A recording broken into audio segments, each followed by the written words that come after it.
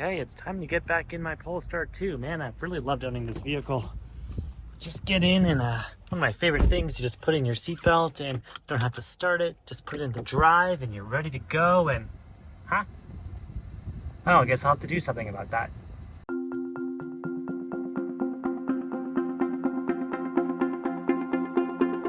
If you're a Polestar 2 owner like me, you may be surprised to get this regular maintenance notification. If you're a prospective Polestar owner, this video is also for you. You're looking at maybe the new Polestar 2 or one of the sweet deals that we're seeing on used ones across the country, or you're looking at the upcoming Polestar 3 SUV.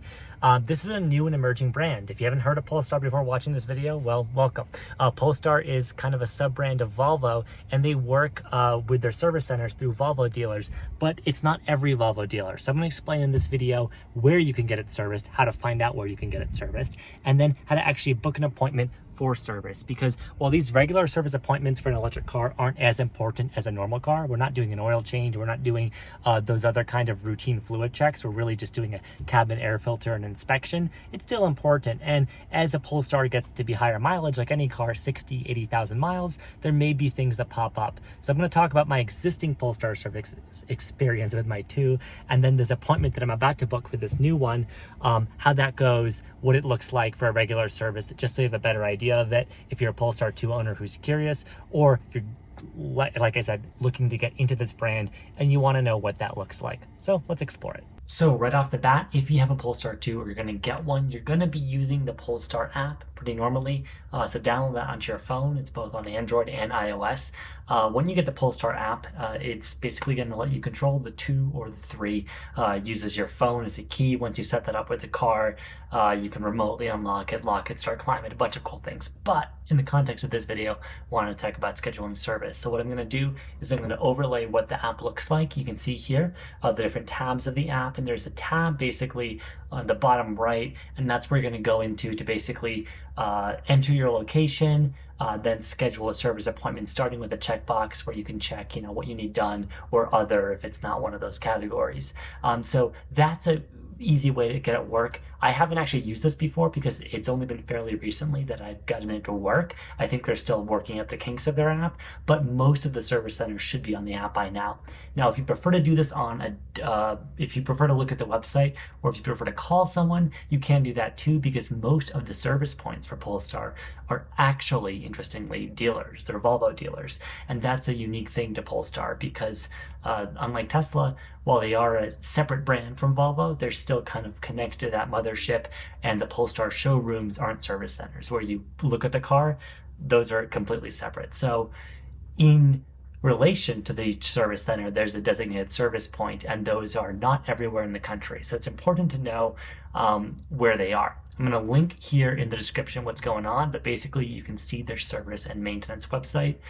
They advertise a wide network of service points, and if you go to find your nearest service point, we can see what that actually looks like. So when you go here, you're going to basically see that they have service points around the coast and some in the middle of the country, like one near where I am in Denver, Colorado.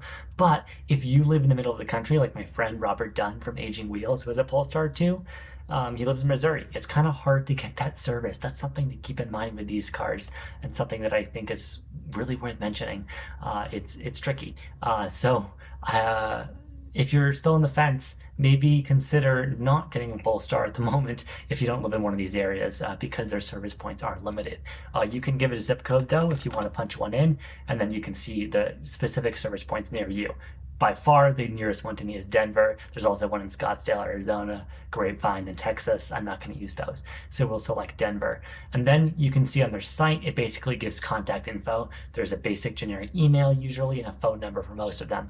And most of these are associated with Volvo dealerships. So when you call someone, at least my experience has been with Polestar Denver, I have to specify, hey, I'm looking for Polestar 2 service. They transfer me from their Volvo service department to a Polestar representative on their team who gets me set up. Now on their website, also on this Owning a Polestar website, in addition to finding service points, they do have a link to basically book it as well. So what they're going to do is they're show you their chat and support.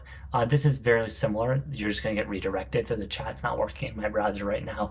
But you can call Polestar support, the generic phone number, and ask to be transferred. The easiest thing, though, to do is just what I showed you, honestly. You're going to want to go into the non-generic contact form. You're going to want to go to your specific service center, find it using that localizing function, and just deal with that. It's a little bit old school, but that's what I found is the most reliable way if for whatever reason you don't want to use the app. And then you should be good to go. They're going to email you, they'll text you. I haven't found really a method of communicating through the app. You don't get updates and status there. It's not nearly as centralized as the experience with, say, Tesla, or from what I've heard of with Rivian. It's much more that combination hybrid model that Polestar uses. Their traditional, dealer kind of infrastructure combined with this direct-to-consumer brand. So it's one of these weird, points of interaction. And like I said, if you don't live somewhere like where there is a service center within 50, 100 miles of you, it's kind of tough with this vehicle. Now, we'll say, what kind of service do you actually need to get done? It's an electric car, so there's not that much. There are occasional things, though. So you mentioned the cabin air filter, general service intervals. My first one's coming up because it's 20,000 miles. It is a used car. And then they include a few other things in that warranty. So if you need wiper blades replaced, they'll do that in the warranty. In warranty, get as much as you can done, because out of warranty, most of the components for this, for the 2 and the 3 and the cars to come from Polestar are going to be very expensive. So get what you can done. The nice thing is this car does have over-the-air software. So when it comes to bugs, hopefully they can resolve those over the air. Issues in your specific car are going to have to be, though, dealt with at a service center. But I have had better and better experiences with the Polestar app, using it more and more. I'm glad they finally let you book service with it.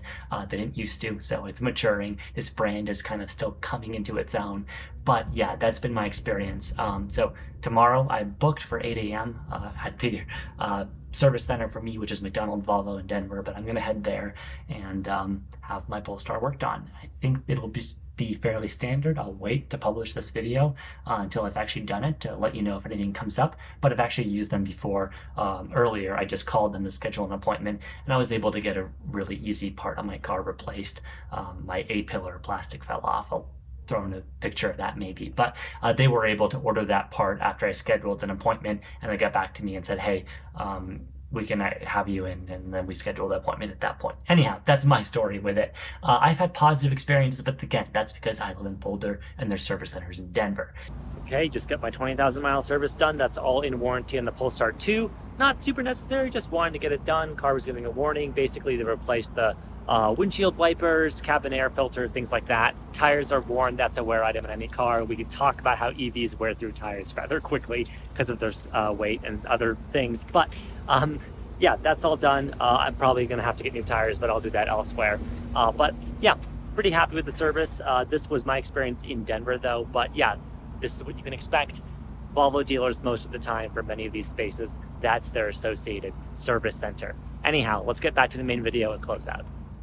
Now, if you do find manufacturing issues, especially with a new Polestar, they're going to do pickup and delivery within 100 miles. If you have a used Polestar, but it still has the warranty and it's a manufacturer issue, then they will do a radius of 150 miles. I'm not sure why they've lowered the radius. That's a little concerning, but they are adding new spaces and subsequently new service points. I think as the Polestar brand matures, they'll incorporate more Volvo dealers into the fold, and maybe even make more Polestar dedicated service points.